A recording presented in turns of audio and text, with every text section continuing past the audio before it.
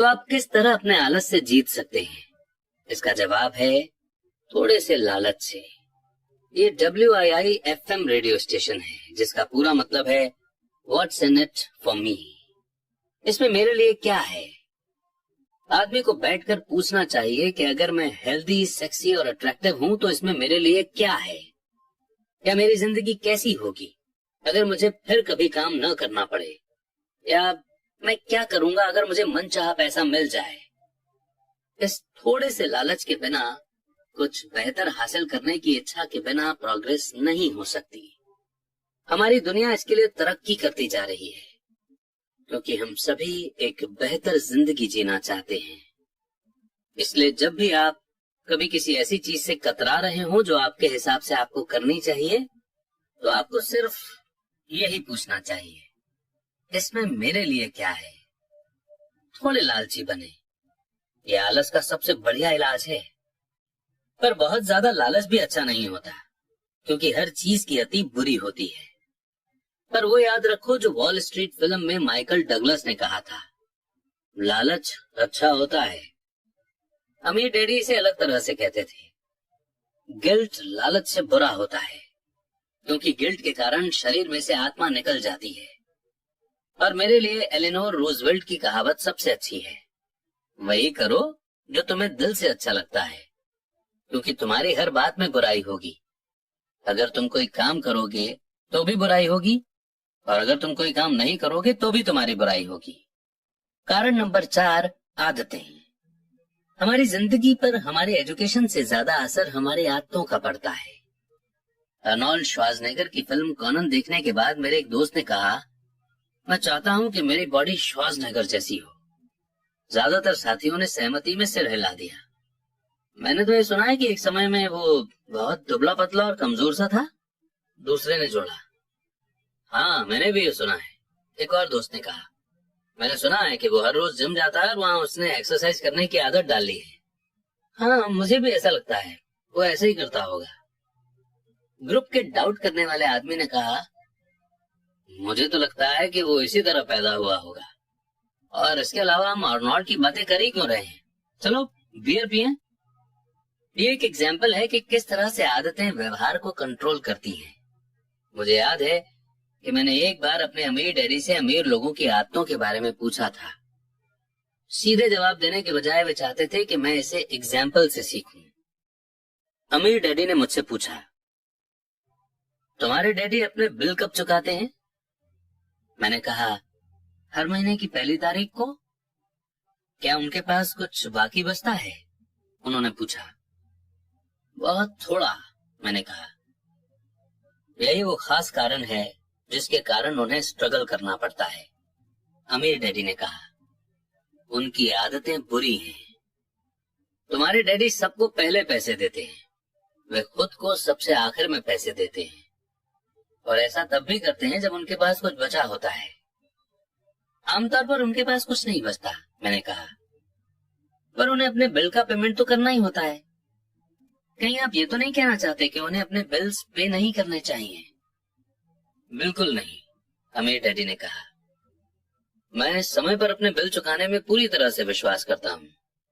मैं सिर्फ खुद को सबसे पहले पैसे देता हूँ, गवर्नमेंट को पैसे देने के पहले। पर तब क्या होगा जब आपके पास काफी पैसा नहीं हो? मैंने पूछा।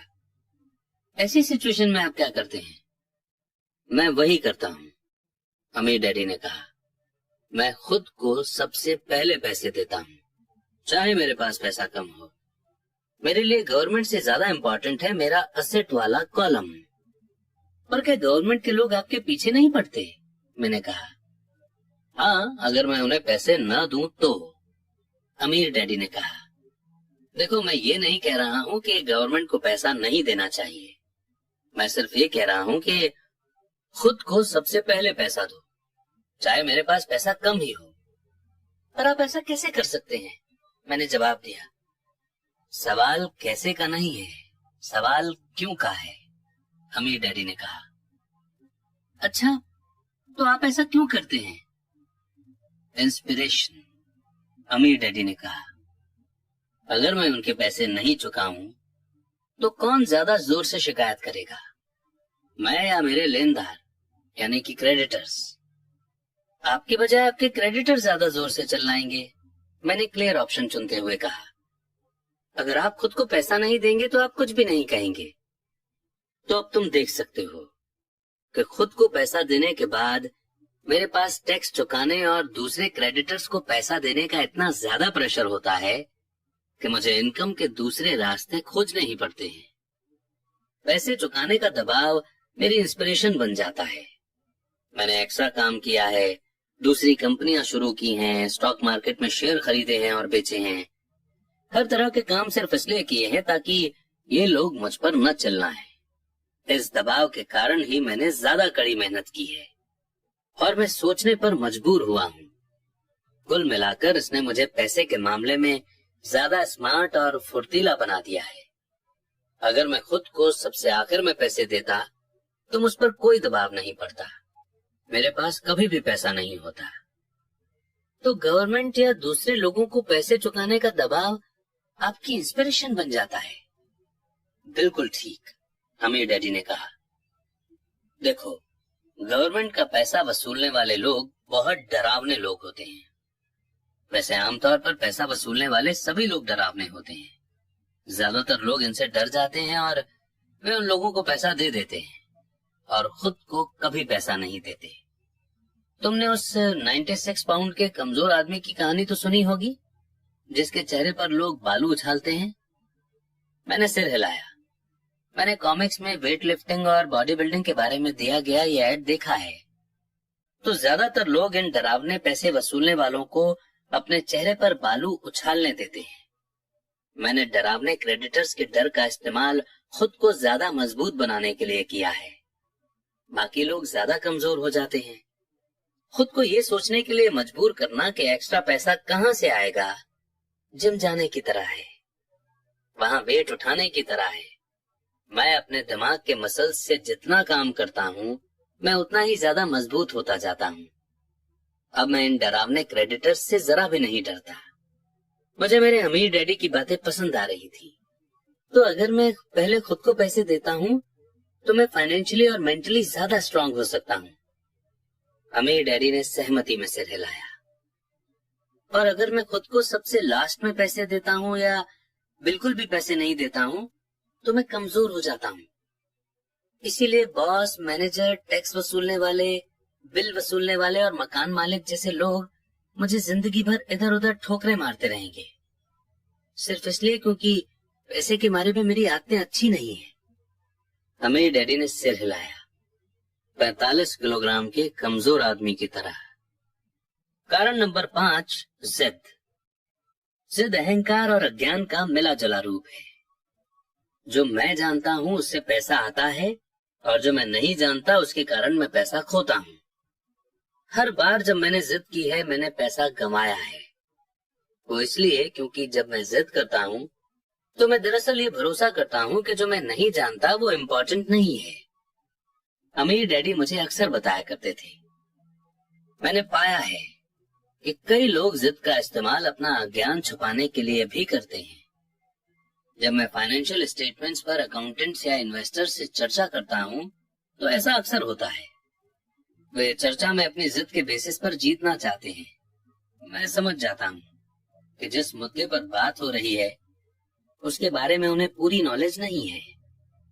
वे झूठ नहीं बोल रहे होते हैं पर वे सच भी नहीं बोल रहे होते हैं। फाइनेंस और इन्वेस्टमेंट की दुनिया में ऐसे कई लोग हैं जिन्हें पता ही नहीं होता कि वे किस बारे में बात कर रहे हैं। मनी इंडस्ट्री में ज्यादातर लोग सेकेंड हैंड कार के सेल्समैन की तरह बर्ताव करते हैं। जब आप जानते हो कि आप किसी सब्जेक्ट में अज्ञानी हैं, तो उस फील्ड में किसी एक्सपर्ट को ढूंढकर या उस सब्जेक्ट पर कोई अच्छी बुक पढ़कर अपनी नॉलेज को बढ़ाना शुरू कर दें। ने मुझे पैसे के मामले में ज्यादा स्मार्ट और फुर्तीला बना दिया है। अगर मैं खुद को सबसे आखिर में पैसे देता तो मुझ पर कोई दबाव नहीं पड़ता, मेरे पास कभी भी पैसा नहीं होता। तो गवर्नमेंट या दूसरे लोगों को पैसे चुकाने का दबाव आपकी इंस्पिरेशन बन जाता है। बिल्कुल ठीक, अमीर डैडी ने कहा।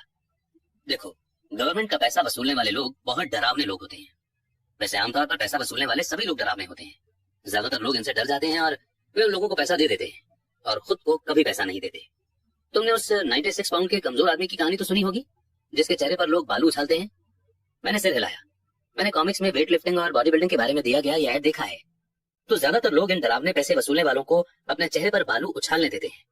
मैंने डरावने क्रेडिटर्स के डर का इस्तेमाल खुद को ज्यादा मजबूत बनाने के लिए किया है। बाकी लोग ज्यादा कमजोर हो जाते हैं। खुद को ये सोचने के लिए मजबूर करना कि एक्स्ट्रा पैसा कहां से आएगा, जिम जाने की तरह है, वहां वेट उठाने की तरह है। मैं अपने दिमाग के मसल्स से जितना काम करता हूँ, मैं उतना ही ज्यादा मजबूत होता जाता हूँ। अब मैं इन डरावने क्रेडिटर्स से जरा भी नहीं डरता। मुझे मेरे अमीर डैडी की बातें पसंद आ रही थी। तो अगर मैं पहले खुद को पैसे देता हूँ तो मैं फाइनेंशियली और मेंटली ज्यादा स्ट्रांग हो सकता हूँ। अमीर डैडी ने सहमति में सिर हिलाया। और अगर मैं खुद को सबसे लास्ट में पैसे देता हूँ या बिल्कुल भी पैसे नहीं देता हूँ तो मैं कमजोर हो जाता हूँ। इसीलिए बॉस, मैनेजर, टैक्स वसूलने वाले, बिल वसूलने वाले और मकान मालिक जैसे लोग मुझे जिंदगी भर इधर उधर ठोकरे मारते रहेंगे, सिर्फ इसलिए क्योंकि पैसे के बारे में मेरी आदतें अच्छी नहीं है। अमीर डैडी ने सिर हिलाया, 45 किलोग्राम के कमजोर आदमी की तरह। कारण नंबर 5, जिद। जिद अहंकार और अज्ञान का मिला जुला रूप है। जो मैं जानता हूँ उससे पैसा आता है और जो मैं नहीं जानता उसके कारण मैं पैसा खोता हूँ। हर बार जब मैंने जिद की है मैंने पैसा कमाया है। वो इसलिए क्योंकि जब मैं जिद करता हूँ तो मैं दरअसल ये भरोसा करता हूँ कि जो मैं नहीं जानता वो इम्पोर्टेंट नहीं है। अमीर डैडी मुझे अक्सर बताया करते थे। मैंने पाया है कि कई लोग जिद का इस्तेमाल अपना अज्ञान छुपाने के लिए भी करते हैं। जब मैं फाइनेंशियल स्टेटमेंट्स पर अकाउंटेंट्स या इन्वेस्टर्स से चर्चा करता हूँ तो ऐसा अक्सर होता है। वे चर्चा में अपनी जिद के बेसिस पर जीतना चाहते हैं। मैं समझ जाता हूँ कि जिस मुद्दे पर बात हो रही है उसके बारे में उन्हें पूरी नॉलेज नहीं है। वे झूठ नहीं बोल रहे होते हैं पर वे सच भी नहीं बोल रहे होते हैं। फाइनेंस और इन्वेस्टमेंट की दुनिया में ऐसे कई लोग हैं जिन्हें पता ही नहीं होता कि वे किस बारे में बात कर रहे हैं। मनी इंडस्ट्री में ज्यादातर लोग सेकंड हैंड कार के सेल्समैन की तरह बर्ताव करते हैं। जब आप जानते हो कि आप किसी सब्जेक्ट में अज्ञानी हैं तो उस फील्ड में किसी एक्सपर्ट को ढूंढकर या उस सब्जेक्ट पर कोई अच्छी बुक पढ़कर अपनी नॉलेज को बढ़ाना शुरू कर दें। 8वां चैप्टर, बाधाओं को पार करना, यहीं पर समाप्त होता है। चैप्टर 9 यानी कि 9, शुरू करना। काश ऐसा होता कि मैं कह सकता कि दौलत इकट्ठी करना मेरे लिए आसान रहा है, पर ऐसा नहीं था। तो इस सवाल के जवाब में कि मैंने किस तरह शुरू किया, मैं डे टू डे के हिसाब से अपने थॉट प्रोसेस को बताना चाहता हूँ। बड़े डील्स को खोजना सचमुच आसान है। मैं आपसे वादा कर सकता हूँ, ये मोटरसाइकिल चलाने की तरह है। थोड़ी सी प्रैक्टिस के बाद आपको इसका पता ही नहीं चलता। जब पैसे की बात आती है तो अगर आप ठान लें तो थोड़ी देर डगमगाने के बाद आप संभल जाते हैं। जिंदगी में एक बार आने वाले करोड़ों डॉलर के डील्स को खोजने के लिए हमारे में फाइनेंशियल टैलेंट होना जरूरी है।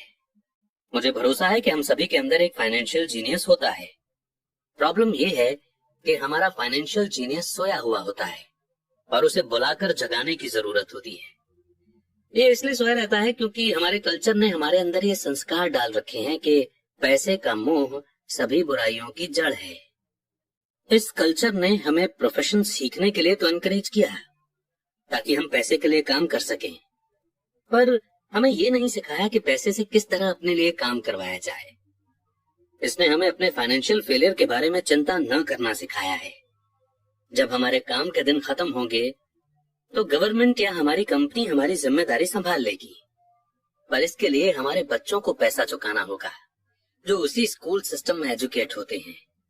मैसेज ये है कि कड़ी मेहनत करो, पैसे कमाओ और इसे खर्च कर दो। और अगर हमारे पास पैसा कम हो तो हम हमेशा कर्ज तो ले ही सकते हैं। दुर्भाग्य से वेस्टर्न सोसाइटी के 90% से ज्यादा लोग इसी प्रिंसिपल को फॉलो करते हैं, और ऐसा इसलिए होता है क्योंकि जॉब ढूंढना और पैसे के लिए काम करना ज्यादा आसान होता है। अगर आप इस भीड़ में से एक नहीं हैं तो मैं आपके फाइनेंशियल जीनियस को जगाने के लिए नीचे लिखे 10 स्टेप्स दे सकता हूँ। मैं आपको सिर्फ वही स्टेप्स बता रहा हूँ जिन पर मैं चला हूँ। अगर आप इनमें से कुछ पर चलना चाहते हैं तो बहुत अच्छा। अगर आप इन पर नहीं चलना चाहते तो आप खुद के स्टेप्स बना लें। आपका फाइनेंशियल जीनियस इतना स्मार्ट होता है कि आप अपनी खुद की लिस्ट बना सकते हैं। जब मैं पेरू में था तो 45 साल के सोने की खुदाई करने वाले से मैंने पूछा उसे इतना भरोसा क्यों है कि उसे सोने की खान मिल जाएगी। उसने जवाब दिया, सोना तो हर जगह है, ज्यादातर लोगों की आंखें इसे देख नहीं पाती। और मैं ये कहूंगा कि ये सच है। रियल एस्टेट बाजार में मैं बाहर जा सकता हूँ और 4 या 5 प्रॉमिसिंग डील कर सकता हूँ, जबकि एवरेज आदमी बाहर जाकर खाली हाथ लौट सकता है, जबकि हम दोनों एक ही इलाके में जाते हैं। इसका कारण ये है कि उन्होंने अपने फाइनेंशियल जीनियस को डेवलप करने के लिए समय नहीं दिया है। मैं आपको आगे 10 स्टेप्स बता रहा हूं जो भगवान द्वारा दी गई ताकतों को डेवलप करने का प्रोसेस है। ये ऐसी ताकतें हैं जिन्हें सिर्फ आप कंट्रोल कर सकते हैं। 1, मुझे हकीकत से बड़ा कारण चाहिए, आत्मा की शक्ति। अगर आप ज्यादातर लोगों से पूछेंगे कि क्या वे अमीर या फाइनेंशियल रूप से इंडिपेंडेंट होना चाहेंगे, तो वे हाँ कहेंगे। पर फिर हकीकत हावी हो जाती है। ये सड़क बहुत लंबी नजर आती है और इस पर बहुत सी रुकावटें भी दिखती हैं जिन्हें पार करना होगा। इसकी तुलना में ये ज्यादा आसान लगता है कि आप पैसे के लिए काम करें और बचे हुए पैसे अपने ब्रोकर को दे दें। मैं एक बार एक यंग औरत से मिला जिसने अमेरिका की ओलंपिक टीम तैयार करने के सपने देखे थे। हकीकत ये थी कि उसे रोज सुबह 4 बजे उठना पड़ता था ताकि स्कूल जाने के पहले वो 3 घंटे तक तैर सके। शनिवार की रात को वो अपने दोस्तों के साथ पार्टी में भी नहीं जाती थी। उसे हर एक की तरह पढ़ाई करके अपने टेस्ट के रिजल्ट पर भी ध्यान देना होता था। जब मैंने उससे पूछा कि उसकी सुपर ह्यूमन एम्बिशन और बलिदान के पीछे क्या कारण है, तो उसने यही कहा, मैं इसे अपने लिए करती हूँ और उन लोगों के लिए जिनसे मैं प्यार करती हूँ। प्रेम ही मुझे सभी बाधाओं और बलिदानों के लिए तैयार करता है। हम क्या चाहते हैं और हम क्या नहीं चाहते, इनका तालमेल भी एक कारण या गोल हो सकता है। जब लोग मुझसे पूछते हैं कि अमीर होने की इच्छा के पीछे मेरा कारण क्या था, तो ये गहरी इमोशनल इच्छाओं और अरुचियों का कॉम्बिनेशन है। मैं कुछ की लिस्ट बताऊंगा। पहले तो अपनी अरुचियों की, क्योंकि उन्हीं के कारण इच्छाएं पैदा होती हैं। मैं सारी जिंदगी जॉब नहीं करना चाहता था। मैं वो नहीं चाहता था जो मेरे माता पिता चाहते थे, यानी जॉब सिक्योरिटी और सबब में घर में एक एम्प्लॉय नहीं बने रहना चाहता था। मुझे इस बात से बहुत नफरत होती थी कि मेरे डैडी अपने करियर में इतने बिजी रहते थे कि वो मेरे फुटबॉल मैच देखने भी नहीं आ पाते थे। मेरे डैडी सारी जिंदगी कड़ी मेहनत करते रहे और गवर्नमेंट ने उनकी मौत पर उनकी कमाई का ज्यादातर हिस्सा ले लिया। मुझे इस बात से भी नफरत होती थी। अपनी मौत के बाद वे अपनी मेहनत की कमाई को अपने वारिस के लिए नहीं छोड़ पाए। अमीर लोग ऐसा नहीं करते। वे कड़ी मेहनत करते हैं और अपने बच्चों के लिए ढेर सारा पैसा छोड़ जाते हैं। अब इच्छाओं की बात। मैं दुनिया घूमना चाहता हूँ और जिंदगी को मनचाहे तरीके से जीना चाहता हूँ। मैं ऐसा अपनी ही जवानी में कर लेना चाहता हूँ। मैं सिर्फ आजाद होना चाहता हूँ। मैं अपने समय और अपनी जिंदगी पर कंट्रोल चाहता हूँ। मैं चाहता हूँ कि पैसा मेरे लिए काम करे। ये मेरे गहरे छुपे हुए इमोशनल कारण हैं। आपके पास क्या कारण है? अगर वे बहुत ताकतवर नहीं है तो रास्ते में आगे निकलने वाली हकीकत आपके कारणों पर हावी हो जाएगी।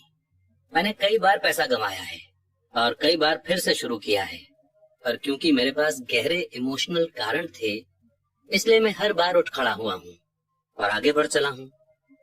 मैं 40 साल की उम्र तक आजाद होना चाहता था, पर इसमें मुझे 7 साल ज्यादा लग गए और मैं आखिरकार 47 साल की उम्र में आजाद हो सका। और बीच में मुझे कई सीखने वाले एक्सपीरियंस मिले। जैसा मैंने कहा है, काश मैं कह सकता कि ये आसान था। ये बिल्कुल आसान नहीं था, पर ये मुश्किल भी नहीं था। लेकिन बिना दमदार कारण या गोल के जिंदगी में हर चीज मुश्किल होती है। अगर आपके पास कोई दमदार कारण नहीं है तो आगे बढ़ने में कोई समझदारी नहीं है। इसमें बहुत ज्यादा मेहनत लगेगी। नंबर 2, मैं हर दिन ऑप्शन चुनता हूँ। चॉइस यानी चुनने की ताकत, ये मेन कारण होता है कि लोग एक आजाद देश में रहना चाहते हैं। हमें चुनने का अधिकार चाहिए। फाइनेंशियल रूप से जब हमारे हाथ में $1 भी आ जाता है, तो ये हमारे हाथ में होता है कि भविष्य में अमीर, गरीब या मिडिल क्लास बनने का ऑप्शन चुने। हमारी खर्च करने की आदतें बताती हैं कि हम कौन हैं। गरीब लोगों की खर्च करने की आदतें गरीबी की होती हैं। बचपन में मुझे ये फायदा मिला कि मुझे मोनोपोली खेलना बहुत पसंद था। किसी ने मुझे ये नहीं बताया था कि मोनोपोली सिर्फ बच्चों के लिए है, इसीलिए बड़े होने के बाद भी मैं इसे खेलता रहा। मेरे पास एक अमीर डैडी भी थे जो मुझे एसेट और लायबिलिटी के फर्क को समझाते रहे। तो बहुत समय पहले अपने बचपन में ही मैंने अमीर बनने का ऑप्शन चुना और मैं जानता था कि मुझे सिर्फ इतना ही करना था कि रियल एसेट को इकट्ठा करना था। मेरे सबसे अच्छे दोस्त माइक को एसेट वाला कॉलम विरासत में मिला था, पर उसे इसे बनाए रखना सीखना था। कई अमीर परिवार अपनी प्रॉपर्टी को अगली पीढ़ी में सिर्फ इसलिए खो देते हैं क्योंकि उनकी देख रेख के लिए किसी को ट्रेनिंग नहीं दी जाती। ज्यादातर लोग अमीर न बनने का ऑप्शन चुनते हैं। 90% लोगों के लिए अमीर बनना बहुत झंझट का काम है, तो वे इस तरह की कहावतें इजाद कर लेते हैं। पैसे में मेरी कोई रुचि नहीं है, या मैं कभी अमीर नहीं बनूंगा, या फिर मुझे चिंता करने की कोई जरूरत नहीं है, अभी तो मैं जवान हूं, या मेरे पति या मेरी पत्नी फाइनेंशियल पहलू को संभालते या संभालती हैं। इन बातों के साथ प्रॉब्लम यह है कि ये बोलने वाले से दो चीजें लूट लेते हैं। एक तो है समय, जो आपका सबसे कीमती एसेट है, और दूसरा एजुकेशन। सिर्फ इसलिए क्योंकि आपके पास पैसा नहीं है, आप ये बहाना नहीं बना सकते कि आप इस कारण नहीं सीख पाए। पर ये ऑप्शन हम हर रोज चुनते हैं। ये ऑप्शन कि हम अपने समय, अपने पैसे और अपने एजुकेशन के साथ हर दिन क्या करते हैं, यही ऑप्शन चुनने की ताकत है, यानी पावर ऑफ चॉइस। हम सभी के पास चॉइस होती है। मैं अमीर बनने का ऑप्शन चुनता हूं और मैं ये चॉइस रोज करता हूं। पहले एजुकेशन में इन्वेस्ट करें। असल में आपके पास जो इकलौती असल एसेट है वो है आपका दिमाग, जो आपका सबसे पावरफुल टूल है। जैसा मैंने चॉइस की ताकत के बारे में कहा है, थोड़े बड़े हो जाने के बाद हम में से हर एक के पास ये चॉइस मौजूद होती है कि हम अपने दिमाग में क्या रखते हैं। आप सारा दिन एमटीवी देख सकते हैं, या गोल्फ मैगजीन पढ़ सकते हैं, या सिरेमिक्स की तलाश में जा सकते हैं, फाइनेंशियल प्लानिंग की क्लास में भी जा सकते हैं। चॉइस आपकी होती है। ज्यादातर लोग बस इन्वेस्टमेंट कर लेते हैं, पर इसके पहले इन्वेस्टमेंट के बारे में नॉलेज हासिल करने के लिए जरा भी पैसे खर्च नहीं करते। मेरी एक दोस्त है जो कि एक अमीर औरत है। अभी हाल ही में उनके घर पर चोरी हो गई। चोर उनके घर से टीवी और वीसीआर ले गए और किताबें जैसी की तैसी छोड़ गए। और हम सभी के पास इस तरह के ऑप्शन मौजूद होते हैं। एक बार फिर दोहरा दें, 90% लोग टीवी सेट खरीदते हैं और सिर्फ 10% लोग बिजनेस पर किताबें या फिर इन्वेस्टमेंट टेप खरीदते हैं। अब मैं क्या करता हूँ? मैं सेमिनार में जाता हूँ। मैं ऐसे सेमिनारों को पसंद करता हूँ जो कम से कम 2 दिन लंबे हों, क्योंकि मैं सब्जेक्ट में पूरी तरह से डूब जाना चाहता हूँ। 1973 में मैं टीवी देख रहा था और एक आदमी मेरे घर आया। वो 3 दिन के सेमिनार का ऐड कर रहा था कि किस तरह पैसा न होते हुए भी रियल एस्टेट खरीदी जा सकती है। मैंने $385 खर्च किए और उस सेमिनार की टीचिंग मेरे इतने काम आई कि मैंने उससे कम से कम $20 लाख कमाए होंगे। पर इससे भी ज्यादा इम्पोर्टेंट ये है कि इससे मुझे नया जीवन मिला। मुझे जिंदगी भर काम नहीं करना पड़ेगा और इसका कारण होगा वो एक सेमिनार। मैं हर साल कम से कम ऐसे 2 सेमिनारों में जाता हूँ। मैं ऑडियो टेप भी पसंद करता हूँ, कारण कि मैं उन्हें तुरंत पीछे यानी कि रिवाइंड कर सकता हूँ। मैं पीटर लिंच के टेप को सुन रहा था और उन्होंने कुछ ऐसा कहा जिससे मैं पूरी तरह से असहमत था। हठी और क्रिटिकल यानी कि जिद्दी और क्रिटिकल होने के बजाय मैंने रिवाइंड बटन दबा दिया और उस 5 मिनट के पीस को, ऑडियो पीस को कम से कम 20 बार सुना, शायद इससे भी ज्यादा बार। पर अचानक मेरे दिमाग को खुला रखने से मैं समझ गया कि उन्होंने वो बात क्यों कही थी। ये जादू की तरह था। मुझे ऐसा लगा कि मैंने हमारे समय के सबसे बड़े इन्वेस्टर के दिमाग की एक खिड़की खोल ली थी। उनकी नॉलेज और एक्सपीरियंस की गहराई में मुझे बहुत ज्यादा गहराई और सीख मिली। इसका नतीजा ये हुआ कि मैं अब भी अपने पुराने तरीके से सोच सकता हूँ और मेरे पास उसी प्रॉब्लम या सिचुएशन को देखने का पीटर का तरीका भी मौजूद होता है। मेरे पास एक आइडिया होने के बजाय 2 आइडिया होते हैं। किसी भी प्रॉब्लम को एनालाइज करने का एक तरीका और जिसे जानना वैल्यूएबल है। आज मैं अक्सर कहता हूँ कि पीटर लिंच इसे किस तरह करेंगे, या डोनाल्ड ट्रंप या वॉरेन बुफे या जॉर्ज सोरोस। मेरे पास उनके मेंटल स्ट्रेंथ तक पहुंचने का रास्ता यही है कि मैं उनकी कही हुई बातों को सुनूं या उनकी लिखी हुई बातों को पढूं। जिद्दी या क्रिटिकल लोग अक्सर कम सेल्फ एस्टीम वाले होते हैं, जो रिस्क उठाने से डरते हैं। अगर आप कुछ नया सीखते हैं तो अपने सीखे हुए ज्ञान को पूरी तरह से समझने के लिए आपको कुछ गलतियां भी करनी पड़ती हैं। अगर आपने यहाँ तक पढ़ लिया है तो एक बात तो तय है कि आप जिद्दी नहीं हैं। जिद्दी लोग किताबें कम ही पढ़ते हैं या टेप कम ही खरीदते हैं। उन्हें इनकी क्या जरूरत है? वे यूनिवर्स के सेंटर पॉइंट हैं। ऐसे बहुत से बुद्धिमान लोग होते हैं जिनके सामने अगर कोई ऐसा नया विचार आ जाए जो उनके सोचने के तरीके से अलग होता है तो वे बहस करने लगते हैं। इस प्रोसेस में उनकी सो कॉल्ड बुद्धि उनकी जिद के साथ मिलकर अज्ञान बन जाती है। हम सभी ऐसे लोगों को जानते हैं जो हाईली एजुकेटेड हैं या जो मानते हैं कि वे बहुत स्मार्ट हैं, पर उनकी बैलेंस शीट अलग ही तस्वीर दिखाती है। जो इंसान असल में बुद्धिमान होता है वो नए विचारों का स्वागत करता है, क्योंकि नए विचार पहले के विचारों के साथ मिलकर अद्भुत कॉम्बिनेशन बना सकते हैं। बोलने से ज्यादा इम्पोर्टेंट है सुनना। अगर ये सही नहीं होता तो भगवान ने हमें 2 कान और 1 मुंह नहीं दिए होते। बहुत से लोग अपने मुंह से सोचते हैं और सुनते समय नए विचारों और पॉसिबिलिटीज को समझने की कोशिश ही नहीं करते। सवाल पूछने के बजाय वे बहस करने लगते हैं। मैं अपनी दौलत के बारे में लॉन्ग टर्म नजरिया रखता हूँ।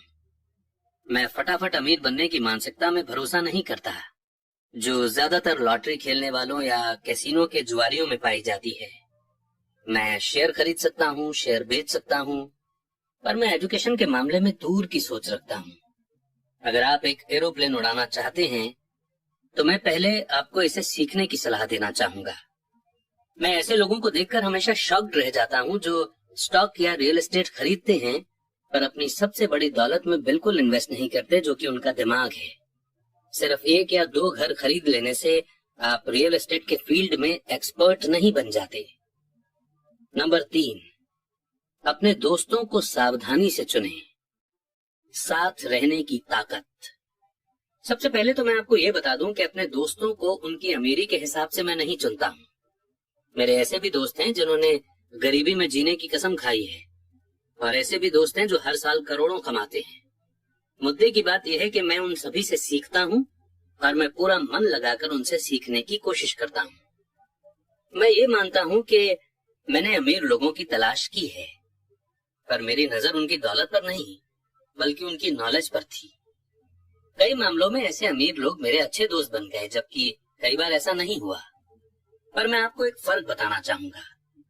मैंने ये पाया है कि मेरे पैसे वाले दोस्त पैसे के बारे में बात करते हैं, और मेरा मतलब ये नहीं है कि उन्हें पैसे का घमंड है। वे इस टॉपिक में रुचि रखते हैं, इसलिए मैं उनसे सीखता हूँ और वे मुझसे। मेरे वे दोस्त जो फाइनेंशियल दलदल में फंसे हुए हैं, वे पैसे, बिजनेस या इन्वेस्टमेंट के बारे में बात करना पसंद नहीं करते। उनकी नजर में ऐसा करना मूर्खता या बेईमानी होता है। इसीलिए मैं अपने गरीब दोस्तों से ये सीखता हूँ कि मुझे क्या नहीं करना चाहिए। मेरे कई दोस्त हैं जिन्होंने अपनी छोटी सी जिंदगी में अरबों डॉलर कमाए हैं। उनमें से 3 ने एक ही एक्सपीरियंस बताया है। उनके गरीब दोस्त उनसे ये पूछने कभी नहीं आए कि उन्होंने ऐसा किस तरह से किया है, पर वे उनसे 2 में से एक चीज या दोनों ही चीजों के बारे में मदद मांगने आए, कर्ज या नौकरी। चेतावनी, गरीब या डरे हुए लोगों की मत सुनिए। मेरे कई गरीब दोस्त हैं जिनसे मैं प्रेम भी करता हूँ, पर वे जिंदगी के डरे हुए मुर्गे हैं। जब पैसे की बात आती है, खासकर इन्वेस्टमेंट की, तो उनकी नजर में आसमान हमेशा गिरने वाला होता है। वे आपको हमेशा ये बता सकते हैं कि कोई चीज क्यों कामयाब नहीं होगी। प्रॉब्लम यह है कि लोग उनकी बात सुनते हैं, और जो लोग नेगेटिव विचारों को आंख मूंद कर मान लेते हैं, वे भी छोटे मुर्गे बन जाते हैं। जैसी एक पुरानी कहावत है, एक जैसे विचार वाले लोगों में सहमति होती है। अगर आप CNBC देखते हैं, जो इन्वेस्टमेंट की इंफॉर्मेशन देने वाले सोने की खदान है, तो उनके पास अक्सर सो कॉल्ड एक्सपर्ट्स का एक पैनल होता है। एक एक्सपर्ट ये कहेगा कि मार्केट धराशायी होने वाला है, और दूसरा ये कहेगा कि मार्केट में उछाल आने वाला है। अगर आप स्मार्ट हैं तो आप दोनों की बात सुनेंगे और अपने दिमाग को खुला रखेंगे, क्योंकि दोनों के पास अपने अपने तर्क हैं। दुर्भाग्य से ज्यादातर गरीब लोग छोटे मुर्गे की बात सुनते हैं। मेरे बहुत से करीबी दोस्त हैं जो मुझे किसी सौदे या इन्वेस्टमेंट से रोकने के लिए अपने तर्क देते हैं। कुछ सालों पहले मेरे एक दोस्त ने मुझे बताया कि वो इसलिए एक्साइटेड था क्योंकि उसे अपनी जमा पूंजी पर 6% इंटरेस्ट वाला बॉन्ड मिल गया था। मैंने उसे बताया कि मैं गवर्नमेंट से 16% इंटरेस्ट कमा रहा हूँ। अगले ही दिन उसने मुझे एक आर्टिकल भेज दिया जिसमें यह लिखा था कि मेरा इन्वेस्टमेंट क्यों रिस्की था। मैं सालों से 16% इंटरेस्ट कमा रहा हूँ और वो अब भी 6% इंटरेस्ट ही ले रहा है। मैं तो ये कहूंगा कि दौलत बनाने में सबसे मुश्किल चीज ये है कि आप अपने प्रति ईमानदार रहें और भीड़ के साथ चलने की इच्छा न रखें। मार्केट में आमतौर पर भीड़ सबसे बाद में आती है और इसीलिए हलाल हो जाती है। अगर फ्रंट पेज पर किसी बड़े सौदे की खबर छपी है तो ज्यादातर मामलों में बहुत देर हो चुकी होती है। किसी नए डील की तलाश करें, जैसा हम तैरने वालों से कहा करते हैं, हमेशा एक और लहर आती है। जो लोग जल्दबाजी करते हैं और किसी लहर पर देर से पहुंचते हैं, वे अक्सर धराशायी हो जाते हैं। स्मार्ट इन्वेस्टर मार्केट की टाइमिंग को ध्यान में नहीं रखते हैं। अगर एक लहर चली गई तो वे अगली लहर की खोज करते हैं और खुद को पोजीशन में कर लेते हैं। ज्यादातर लोगों के लिए यह मुश्किल इसलिए होता है क्योंकि जो पॉपुलर नहीं है वो खरीदना उनके लिए डरावना होता है। डरपोक इन्वेस्टर उस भेड़ के झुंड की तरह होते हैं जो भीड़ के साथ ही चलती है, या उनका लालच उन्हें उस समय अंदर लाता है जब समझदार इन्वेस्टर प्रॉफिट कमाकर बाहर जा चुके होते हैं। समझदार इन्वेस्टर उस समय शेयर खरीदते हैं जब वो पॉपुलर नहीं होता। वे जानते हैं कि वे खरीदते समय प्रॉफिट कमाते हैं, बेचते समय नहीं। वे धीरज से इंतजार करते हैं।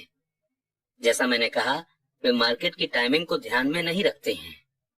किसी तैरने वाले की तरह वे भी अगली बड़ी लहर के लिए खुद को पोजीशन कर लेते हैं। ये इनसाइडर ट्रेडिंग या अंदरूनी सौदेबाजी है। इनसाइडर ट्रेडिंग लीगल और इलीगल दोनों तरह की होती है, पर किसी भी तरह से देखें ये इनसाइडर ट्रेडिंग ही है। फर्क सिर्फ इतना होता है कि आप अंदर से कितनी दूरी पर हैं। अंदरूनी इंफॉर्मेशन रखने वाले अमीर दोस्तों को बनाए रखने का एक कारण ये भी होता है क्योंकि पैसा यही बनाया जाता है। ये इंफॉर्मेशन के बेसिस पर बनाया जाता है। आप अगले उछाल के बारे में जान लेते हैं, एंटर कर लेते हैं और अगले गिराव के पहले बाहर निकल आते हैं। मैं ये नहीं कहता कि इसे इलीगल तरीके से करें, पर मैं ये जरूर कहता हूं कि आपको जानकारी जितनी जल्दी मिलेगी, आप उतने ही कम रिस्क में उतना ही ज्यादा प्रॉफिट कमा पाएंगे। दोस्त इसीलिए होते हैं और यही फाइनेंशियल बुद्धि भी है। नंबर 4, किसी फॉर्मूले के एक्सपर्ट बन जाएं और फिर एक नया फॉर्मूला सीख लें। जल्दी सीखने की ताकत। ब्रेड बनाने के लिए हर बेकर का एक फॉर्मूला होता है, चाहे वो उसके दिमाग में ही क्यों ना हो। यही पैसा बनाने के बारे में भी सही है। इसीलिए पैसे को अक्सर डो भी कहा जाता है। डो यानी कि गुथा हुआ आटा जिससे हम रोटी बनाते हैं या ब्रेड बनाते हैं। हम में से ज्यादातर लोगों ने यह कहावत सुनी है कि आप वो हैं जो आप हैं। मैं इसी कहावत को दूसरी तरह से कहना चाहूंगा। मैं कहता हूं कि आप वो बनते हैं जो आप पढ़ते हैं। दूसरे शब्दों में आप सावधान रहें कि आप क्या पढ़ रहे हैं, क्या सीख रहे हैं, क्योंकि आपका दिमाग इतना ज्यादा ताकतवर है कि आप जिस चीज के बारे में सीखेंगे आप वही बन जाएंगे। एग्जाम्पल के तौर पर अगर आप कुकिंग सीखते हैं तो आप कुक बन जाते हैं। अगर आप कुक नहीं बनना चाहते हैं तो आपको कोई और टॉपिक पढ़ना चाहिए। जैसे टीचिंग की स्टडी कर लेने के बाद आप अक्सर टीचर बन सकते हैं और इसी तरह सिलसिला जारी रह सकता है। अपने स्टडी के टॉपिक को सावधानी से चुनें। जब पैसे की बात आती है तो ज्यादातर लोगों के पास वही एक बेसिक फॉर्मूला होता है जो उन्होंने स्कूल में सीखा था, और वो है पैसे के लिए काम करो। दुनिया में सबसे ज्यादा पॉपुलर फॉर्मूला यही है जिसके कारण हर दिन करोड़ों लोग सुबह उठते हैं और उठकर काम पर जाते हैं, पैसे कमाते हैं, बिल चुकाते हैं, चेकबुक को बैलेंस करते हैं, कुछ म्यूचुअल फंड खरीद लेते हैं और फिर से काम पर चले जाते हैं। यही उनका बेसिक फॉर्मूला या नुस्खा है। अगर आप जो कर रहे हैं उससे आप थक गए हैं या आप काफी नहीं कमा रहे हैं तो आपको अपने पैसे बनाने के फॉर्मूले को बदल लेना चाहिए। बहुत समय पहले जब मैं 26 साल का था, मैंने वीकेंड की एक क्लास में हिस्सा लिया जिसका टाइटल था किस तरह रियल एस्टेट फोरक्लोजर्स को खरीदें। मैंने एक फॉर्मूला सीख लिया। अगला कदम था अपने सीखे हुए प्रिंसिपल्स को असली जीवन में आजमा कर देखना। यहाँ पर ज्यादातर लोग रुक जाते हैं। 3 सालों तक जब मैं जेरोक्स के लिए काम कर रहा था, मैं अपने खाली समय में फोरक्लोजर्स को खरीदने की कला में माहिर होने की कोशिश करता रहा। मैंने उस फॉर्मूले से कई करोड़ डॉलर बनाए हैं, पर आज ये बहुत धीमा फॉर्मूला है और फिर भी बहुत से लोग उसका इस्तेमाल कर रहे हैं। एक बार मैं उस फॉर्मूले का एक्सपर्ट बन गया तो मैं दूसरे फॉर्मूलों की खोज करने लगा। कई क्लासेस में मुझे कोई नई जानकारी सीधे रूप में नहीं मिली, पर मैंने हमेशा कुछ न कुछ नया जरूर सीखा। मैंने ऐसी बहुत सी क्लासेस में हिस्सा लिया है जो सिर्फ डेरिवेटिव्स डील्स के लिए ऑर्गेनाइज की गई थी और कमोडिटी कॉन्शियस बार्गेन करने वालों के लिए और अराजकतावादियों के लिए ऑर्गेनाइज क्लासेस में भी गया हूँ। मैं अपने दायरे से पूरी तरह बाहर पहुंच गया था और एक ऐसे कमरे में था जहां न्यूक्लियर फिजिक्स और स्पेस साइंस के एक्सपर्ट्स की भीड़ थी। पर मैंने वहां बहुत कुछ सीखा जिससे मेरा स्टॉक और रियल एस्टेट इन्वेस्टमेंट ज्यादा मीनिंगफुल और फायदेमंद बन गया। ज्यादातर जूनियर कॉलेज और कम्युनिटी कॉलेज में फाइनेंशियल प्लानिंग या ट्रेडिशनल इन्वेस्टमेंट को खरीदने के तरीकों पर क्लासेस ऑर्गेनाइज की जाती हैं। शुरुआत करने के लिए यह बहुत अच्छी जगह है, तो मैं हमेशा एक ज्यादा तेज फार्मूले की खोज करता रहता हूँ। इसी कारण नियमित रूप से मैं एक दिन में जितना कमा लेता हूँ उतना कमाने में लोगों को पूरी जिंदगी लग जाएगी। एक और बात, आज की तेजी से बदल रही दुनिया में आप कितना जानते हैं ये ज्यादा इम्पोर्टेंट नहीं रह गया है, क्योंकि अक्सर आज आप जितना जानते हैं वो पुराना हो चुका है। इम्पोर्टेंट ये है कि आप कितनी तेजी से सीखते हैं। ये आर्ट अनमोल है। ज्यादा तेज फॉर्मूले ढूंढने में ये बहुत काम आती है। पैसे के लिए कड़ी मेहनत करना एक पुराना फॉर्मूला है जो बाबा आदम के जमाने में पैदा हुआ था। नंबर 5, खुद को सबसे पहले सैलरी दें। खुद पर डिसिप्लिन की ताकत।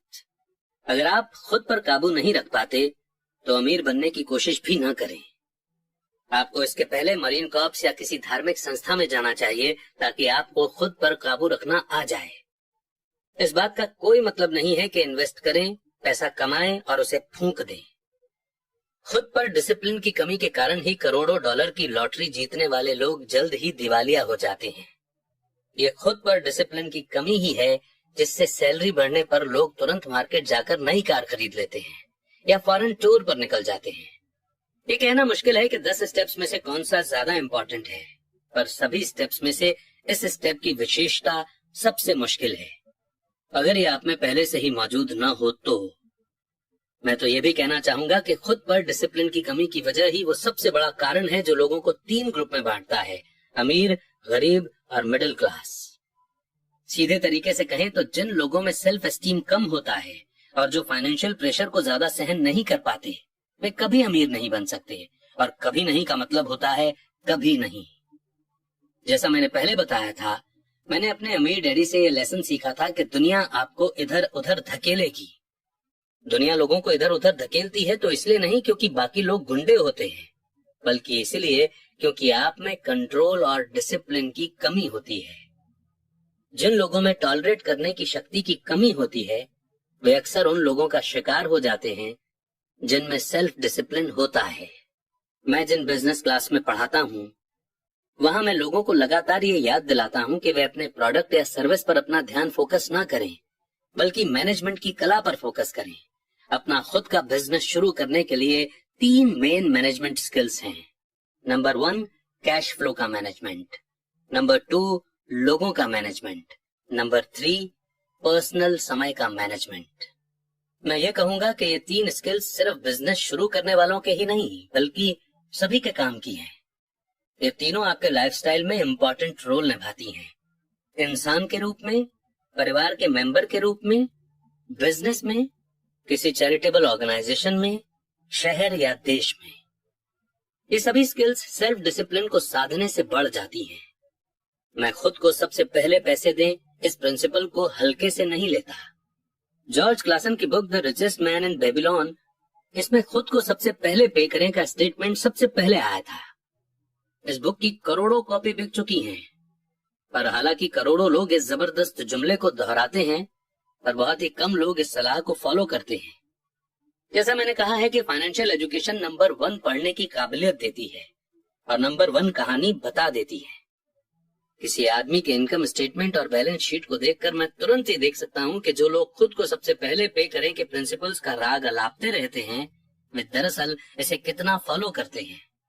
एक बार फिर हम ऐसे लोगों के फाइनेंशियल स्टेटमेंट्स की तुलना करेंगे जो खुद को सबसे पहले पे करते हैं और जो ऐसा नहीं करते। इसके लिए कैश फ्लो की समझ जरूरी है, जिससे कहानी बताई जाती है। ज्यादातर लोग नंबर देखते हैं और कहानी को अनदेखा कर देते हैं। अगर आप सचमुच कैश फ्लो की ताकत को समझना शुरू कर देते हैं तो आपको जल्द ही ये पता चल जाएगा कि कहाँ गड़बड़ी है और 90% लोग क्यों जिंदगी भर कड़ी मेहनत करते रहते हैं और इसके बाद उन्हें सोशल सिक्योरिटी जैसे गवर्नमेंट की मदद की जरूरत क्यों होती है। जो आदमी खुद को सबसे पहले पे करता है हर महीने अपने मंथली खर्चों को चुकाने से पहले वे अपने एसेट वाले कॉलम में पैसा डालते हैं। हालांकि करोड़ों लोगों ने ग्लासन की बुक पढ़ी है और खुद को सबसे पहले पे करे का प्रिंसिपल समझा है, पर हकीकत में वे खुद को सबसे आखिर में पे करते हैं।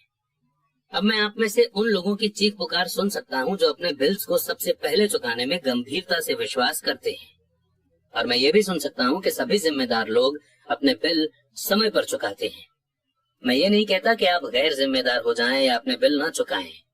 मैं सिर्फ ये कहता हूं कि आप वही करें जो ये बुक आपको सिखाती है, यानी खुद को सबसे पहले पैसा दें। ऐसा आदमी जो हर एक को पहले चुकाता है, आखिर में एक्सपेंसेस, टैक्स, किराया, खाना, उसके पास अक्सर कुछ नहीं बचता। मेरी पत्नी और मेरे पास कई बुक कीपर्स, अकाउंटेंट्स और बैंकर हैं जिन्हें शुरू में हमारे इस खुद को सबसे पहले पैसा दे प्रिंसिपल से बहुत प्रॉब्लम होती थी। इसका कारण ये है कि ये फाइनेंशियल प्रोफेशनल भी दरअसल वही करते हैं जो जनता करती है, यानी खुद को सबसे आखिर में पैसा देते हैं। वे बाकी लोगों को सबसे पहले पैसा देते हैं।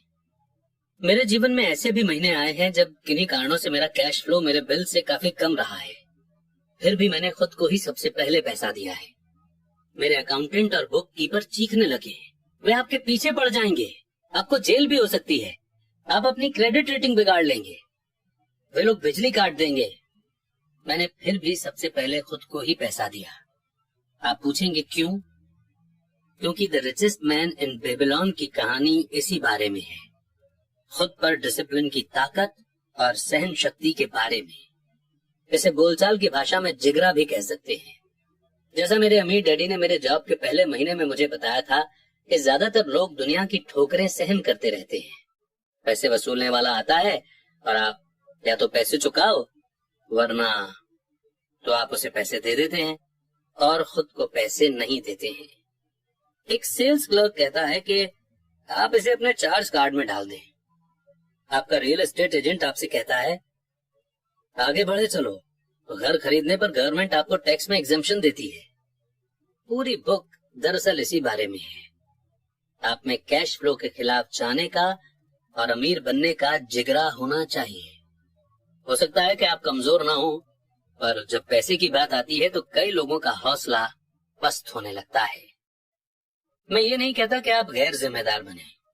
मुझ पर ज्यादा कर्ज नहीं है, क्रेडिट कार्ड का कर्ज भी नहीं, और ऐसा इसलिए है क्योंकि मैं खुद को सबसे पहले पैसे देता हूँ। मैं अपनी इनकम को कम से कम इसलिए करता हूँ क्योंकि मैं इसे गवर्नमेंट को नहीं देना चाहता। इसलिए आप में से जिन लोगों ने the secrets of the rich नाम का वीडियो देखा होगा, उन्हें मैं ये बता दूं कि मेरी इनकम नेवादा के कॉर्पोरेशन के जरिए मेरे एसेट वाले कॉलम से आती है। अगर मैं पैसे के लिए काम करता तो गवर्नमेंट इसे ले लेती। हालांकि मैं अपने बिल सबसे आखिर में चुकाता हूँ, पर मुझ में इतनी फाइनेंशियल समझ है कि मैं किसी मुश्किल में नहीं फंसता हूँ। मैं कंज्यूमर लोन को पसंद नहीं करता हूँ। मेरे पास इतनी लायबिलिटीज हैं जो 99% लोगों से ज्यादा हैं, पर मैं उन्हें नहीं चुकाता हूँ, बल्कि दूसरे लोग मेरी लायबिलिटीज को चुकाते हैं। वे मेरे किराएदार या टेनेंट कहलाते हैं। तो खुद को पैसा देने का रूल ये है कि कभी कर्ज में मत फंसो। हालांकि मैं अपने बिल्स को सबसे आखिरी में चुकाता हूँ, पर मैं सिर्फ कुछ अनइम्पोर्टेंट बिल्स ही आखिरी के लिए बचा करके रखता हूँ। दूसरी बात यह है कि जब भी मेरे पास पैसा कम होता है, तब भी मैं खुद को ही सबसे पहले पैसे देता हूँ। मैं कर्ज देने वालों और गवर्नमेंट को चीखने देता हूँ जब वे सख्त होते हैं, तो मुझे अच्छा लगता है। क्यों? क्योंकि ये लोग मुझ पर एक एहसान कर रहे हैं। वे मुझे इंस्पायर कर रहे हैं कि मैं जाऊं और ज्यादा पैसा कमाऊं। तो मैं खुद को सबसे पहले पैसे देता हूं और उस पैसे को इन्वेस्ट कर देता हूं। मेरी पत्नी और मेरी क्रेडिट बहुत अच्छी है। हम सिर्फ प्रेशर में नहीं आते हैं और कर्ज उतारने के लिए अपनी सेविंग्स का इस्तेमाल नहीं करते, ना ही उसके लिए अपने स्टॉक्स को बेचते हैं। इसमें बहुत ज्यादा समझदारी नहीं है। तो जवाब ये है, एक, ऐसे बड़े कर्ज में न फंसें जिसे आपको चुकाना हो। अपने खर्चों को सीमित रखें। अपने एसेट को सबसे पहले बनाएं, फिर बड़ा घर या शानदार कार खरीदें। रैट रेस में फंसे रहना समझदारी नहीं है। 2, जब आपके पास पैसा कम हो तो प्रेशर को बढ़ने दें और अपनी सेविंग्स या इन्वेस्टमेंट को खर्च न करें। उस दबाव को अपनी फाइनेंशियल टैलेंट को मोटिवेट करने के लिए इस्तेमाल करें, ताकि आप ज्यादा पैसा कमाने और अपने बिल्स को चुकाने के नए तरीकों के बारे में सोच सकें। इससे ज्यादा पैसा कमाने की आपकी एबिलिटी भी बढ़ेगी और आपकी फाइनेंशियल बुद्धि भी ज्यादा डेवलप होगी। मैं कई बार फाइनेंशियल भट्टी में तपा हूँ और मैंने अपने दिमाग का इस्तेमाल करके ज्यादा इनकम हासिल की है और ये ध्यान रखा है कि मेरे एसेट वाले कॉलम को कोई नुकसान ना पहुंचे। मेरा बुक कीपर चीखने लगा और बचाव के लिए छुप गया, पर मैं उस तरह का सिपाही था जो किले की रक्षा के लिए लड़ रहा था। गरीब लोगों की आदतें भी गरीब होती हैं।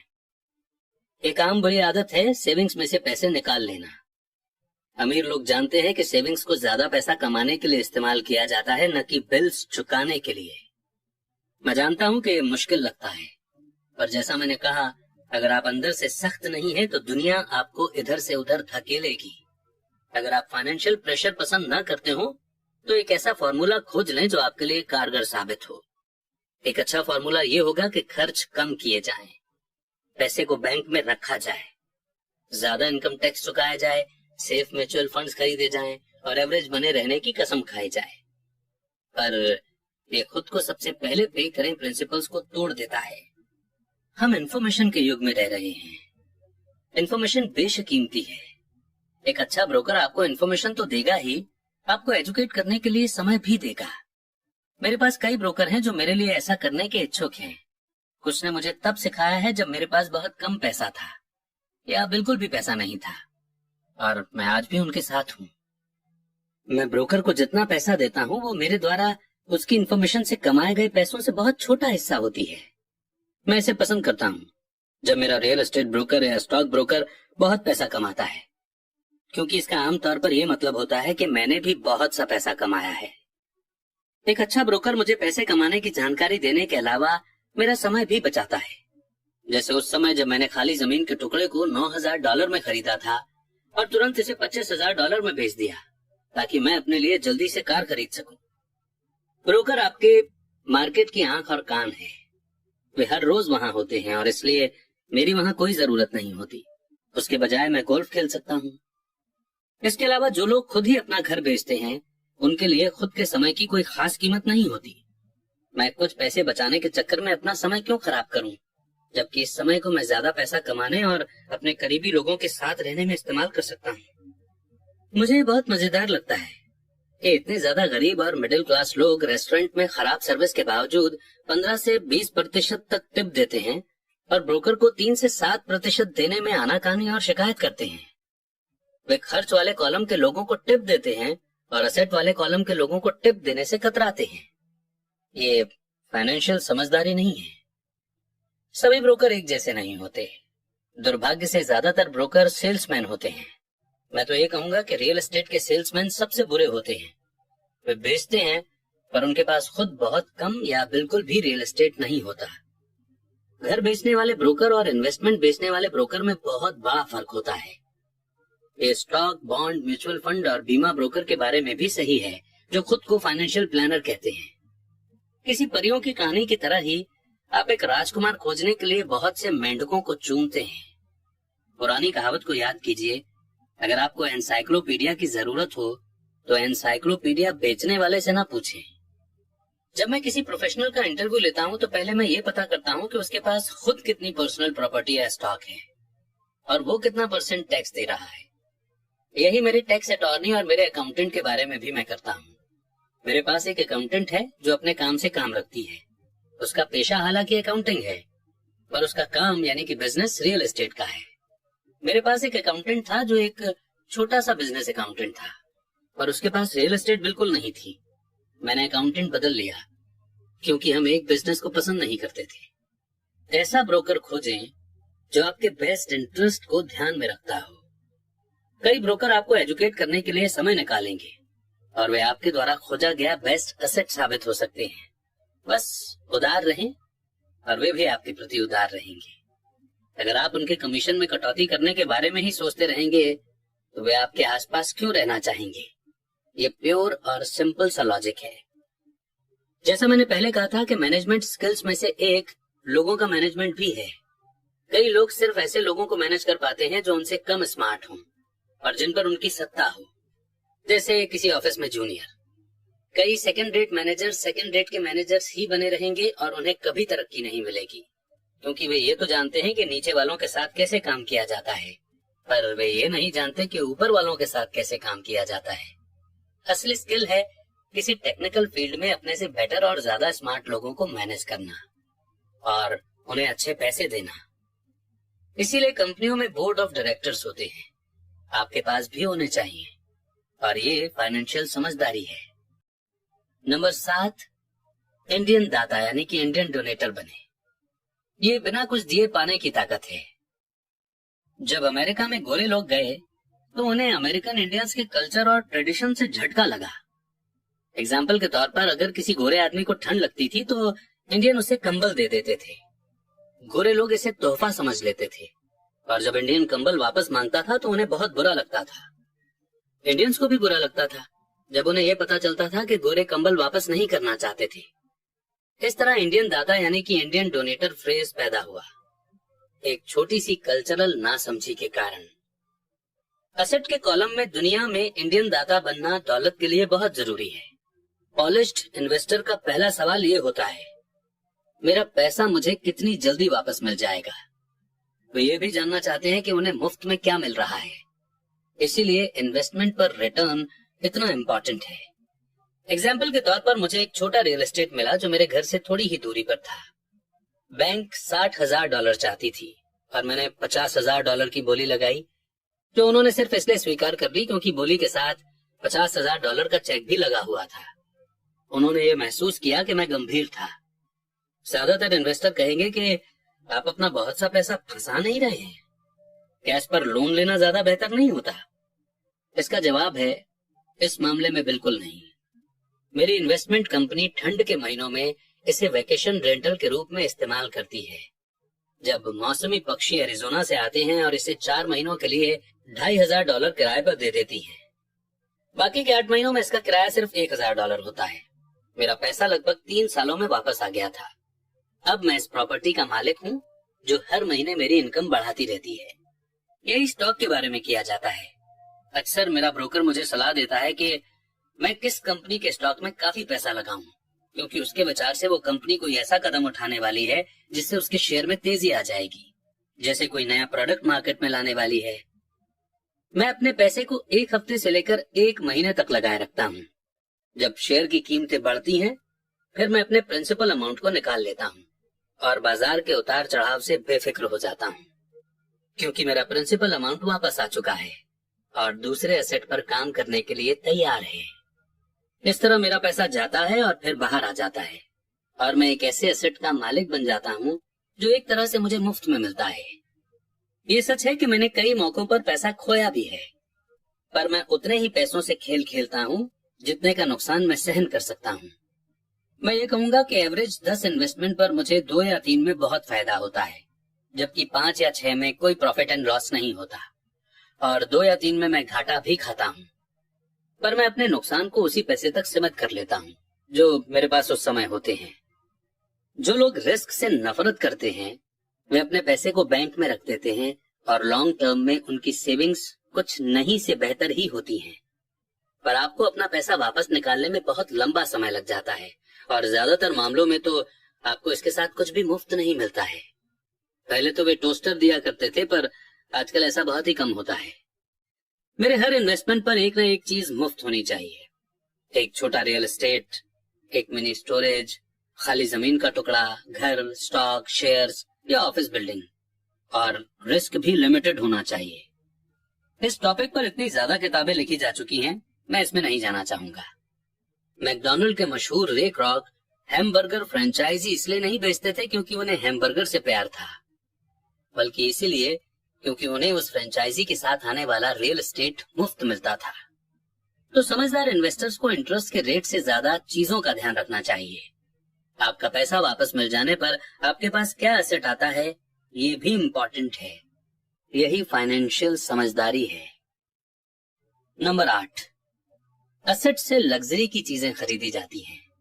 फोकस करने की शक्ति। मेरे एक दोस्त का बेटा बहुत खर्चीला था और उसकी जेब में ऐसा लगता था जैसे छेद हो गया हो। 16 साल की उम्र में उसे अपनी कार चाहिए थी।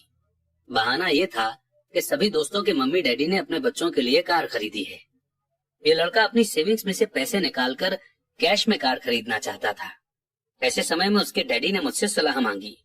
आप क्या सोचते हैं कि मुझे उसे ऐसा करने देना चाहिए या मैं भी दूसरे पिताओं की तरह उसे कार खरीद कर दे दूं? इसके जवाब में मैंने कहा, कुछ समय के लिए तो ठीक है, पर लंबे समय के लिए आप उसे क्या सिखा पाएंगे? क्या आप अपने बच्चे की कार पाने की इच्छा से उसे कुछ सीखने के लिए इंस्पायर कर सकते हैं? अचानक उसके दिमाग की बत्तियां जल गईं और वो तुरंत घर की तरफ चल पड़ा। 2 महीने बाद मुझे वो दोस्त फिर मिला। क्या तुम्हारे बेटे को अपनी नई कार मिल गई? मैंने पूछा। नहीं, उसे नहीं मिली, पर मैं गया और उसे कार के लिए $3000 दे दिए। मैंने उससे कहा कि वो अपने कॉलेज के पैसे के बजाय मेरे पैसे का इस्तेमाल करे। मैंने कहा, ये तो आपकी उदारता है। नहीं, उस पैसे के साथ एक शर्त भी जुड़ी है। मैंने आपकी सलाह मान ली और उसकी कार खरीदने की इच्छा के साथ सीखने की शर्त भी रखी है। शर्त क्या है? मैंने पूछा। पहले तो हमने आपके कैश फ्लो गेम का सहारा लिया। हमने इसे खेलते हुए पैसे की समझदारी से इस्तेमाल पर एक लंबा विचार विमर्श किया। फिर मैंने उसे वॉल स्ट्रीट की जर्नल की मेंबरशिप दिलवा दी और स्टॉक मार्केट पर कुछ किताबें भी दिलवाई। फिर दिक्कत कहाँ थी? मैंने उससे कहा कि $3000 उसके हैं, पर वो उनसे सीधे कार नहीं खरीद सकता। वो इनसे स्टॉक खरीद और बेच सकता है, खुद का ब्रोकर ढूंढ सकता है, और एक बार वो इन $3000 के $6000 बना लेता है तो वो अपनी कार खरीद सकता है और बाकी के $3000 उसके कॉलेज फंड में जाएंगे। मैंने पूछा, और इसका नतीजा क्या निकला? वो शुरुआत में किस्मत वाला रहा, पर कुछ दिनों बाद उसने अपने प्रॉफिट की सारी रकम खो दी। तब वो सचमुच इंटरेस्ट लेने लगा। आज चाहे वो $2000 के नुकसान में है, पर उसका इंटरेस्ट बहुत बढ़ गया है। उसने मेरे द्वारा खरीदी गई सारी किताबें पढ़ डाली हैं और ज्यादा किताबों की खोज में लाइब्रेरी भी गया। वो मन लगाकर वॉल स्ट्रीट जर्नल पढ़ता है, सिग्नल्स या इंडिकेटर्स पर नजर रखता है और MTV के बजाय NBC देखता है। उसके पास सिर्फ $1000 बचे हैं, पर उसकी रुचि आसमान को छू रही है। वो जानता है कि अगर वो इस पैसे को खो देगा तो फिर उसे 2 सालों तक अपने पैरों पर ही चलना पड़ेगा, पर उसे इसकी कोई खास चिंता नहीं है। अब उसे कार हासिल करने में ज्यादा इंटरेस्ट नहीं है, क्योंकि उसे एक ऐसा गेम मिल गया है जिसमें उसे ज्यादा आनंद मिलता है। क्या होगा अगर वो सारा पैसा हार जाता है? मैंने पूछा। जब होगा तब देखा जाएगा। मैं तो चाहूंगा कि वो अभी सारा पैसा हार जाए, बजाय इसके कि वो हमारी उम्र में आकर सारा पैसा हारे। और इसके अलावा मैं तो ये मानता हूँ कि उसके एजुकेशन पर खर्च किए गए ये बेस्ट $3000 थे। जो वो सीख रहा है वो जिंदगी भर उसके काम आएगा, और वो पैसे की ताकत का सम्मान करना भी सीख गया है। मुझे लगता है कि अब उसकी जेब का छेद बंद हो चुका है। जैसा मैंने खुद को सबसे पहले पे करे वाले सेक्शन में कहा था कि अगर कोई इंसान सेल्फ डिसिप्लिन की ताकत हासिल नहीं कर सकता तो बेहतर यही होगा कि वो कभी अमीर बनने की कोशिश ना करे। थ्योरी के हिसाब से एसेट वाले कॉलम से कैश फ्लो डेवलप करने का प्रोसेस आसान नजर आता है, पर इसमें पैसे को दिशा देने की मेंटल सहन शक्ति की जरूरत होती है, जो मुश्किल साबित होता है। बाहरी अट्रैक्शन और लालच के कारण आज खरीदारी की दुनिया में ये ज्यादा आसान हो चला है कि पैसे को पूरा ही उड़ा दिया जाए। कमजोर मानसिक ताकत के कारण ही वो पैसा सबसे कम रेजिस्टेंस वाले रास्ते पर बह जाता है। ये गरीबी और फाइनेंशियल स्ट्रगल का कारण है। मैंने फाइनेंशियल समझदारी का यहाँ एग्जाम्पल इसलिए दिया ताकि पैसे से ज्यादा पैसे कमाने की एबिलिटी को जाना जा सके। अगर हम 100 लोगों को साल के शुरू में $10,000 दे दें तो साल के अंत में क्या होगा? 80 के पास कुछ भी नहीं बचेगा। असल में कई तो ज्यादा कर्ज में दबे होंगे, क्योंकि उन्होंने नई कार, फ्रिज, टीवी, VCR या छुट्टियों के लिए कैश पैसा दिया होगा। 16 ने उस $10,000 को 5 से 10% बढ़ाया होगा। 4 ने इसे $20,000 या लाखों तक बढ़ाया होगा। हम किसी प्रोफेशन को सीखने के लिए स्कूल जाते हैं ताकि हम पैसे के लिए काम कर सकें। मेरे विचार में ये सीखना भी इम्पोर्टेंट होता है कि पैसे से अपने लिए काम कैसे करवाया जाता है। मैं भी हर इंसान की तरह लग्जरी चीजों को पसंद करता हूँ। फर्क ये है कि कई लोग इन चीजों को कर्ज लेकर खरीदते हैं। ये पड़ोसियों से मुकाबला करने का जाल है। जब मैं कार खरीदना चाहता था तब आसान रास्ता यही था कि मैं अपने बैंकर को बुलाकर लोन ले लेता, पर मैंने लायबिलिटी वाले कॉलम को बढ़ाने के बजाय एसेट वाले कॉलम पर फोकस रखा अब तो मुझे आदत पड़ चुकी है कि मैं अपने खर्च की इच्छा से इंस्पायर होता हूँ कि किस तरह उसके लिए एक्स्ट्रा पैसे जुटा सकूं। आजकल अक्सर हम अपनी मनचाही चीजों को खरीदने के लिए लोन लेने पर फोकस करते हैं और पैसा बनाने पर ध्यान नहीं लगाते। ये रास्ता कुछ समय के लिए तो आसान है, पर लंबे समय में ये बहुत मुश्किल साबित होता है। ये एक ऐसी बुरी आदत है जो हम में इंसानों के रूप में और देश के रूप में भी है। याद रखें कि आसान रास्ते अक्सर मुश्किल बन जाते हैं और मुश्किल रास्ते अक्सर आसान बन जाते हैं। जितनी जल्दी आप खुद को और अपने करीबी लोगों को पैसे के रूलर के रूप में ट्रेन कर लेंगे, उतना ही आपके लिए बेहतर होगा। पैसा बहुत बड़ी ताकत है। दुर्भाग्य से लोग पैसे की ताकत को अपने खिलाफ इस्तेमाल करते हैं। अगर आप में पैसे की समझ कम है तो पैसा आपके ऊपर राज करेगा। ये आपसे ज्यादा स्मार्ट होगा। अगर पैसा आपसे ज्यादा स्मार्ट बन जाएगा तो आप इसके लिए जिंदगी भर काम करते रहेंगे। पैसे के ऊपर राज करने के लिए आपको इससे ज्यादा स्मार्ट बनना होगा। फिर पैसा वही करेगा जो आप इससे कहेंगे। ये आपकी आज्ञा का पालन करेगा। इसके गुलाम होने के बजाय आप इसके मालिक होंगे। यही फाइनेंशियल समझदारी है।